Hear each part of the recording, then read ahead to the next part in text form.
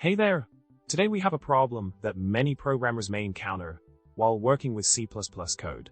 The code we're examining includes functions f1 and f2 that utilize standard mathematical functions like cosine and sine.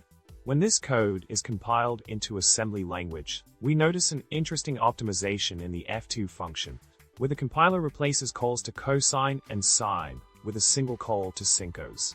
But why does this happen? In the solution to this intriguing problem, we uncover that GCC, the compiler used to compile the code, adapts its optimizations based on the target platform and the C standard library implementation being used.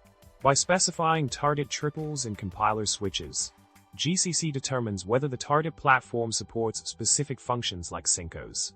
If the target does support Sincos, GCC can optimize calls to standard functions like cosine and sine by replacing them with Sincos, resulting in more efficient code.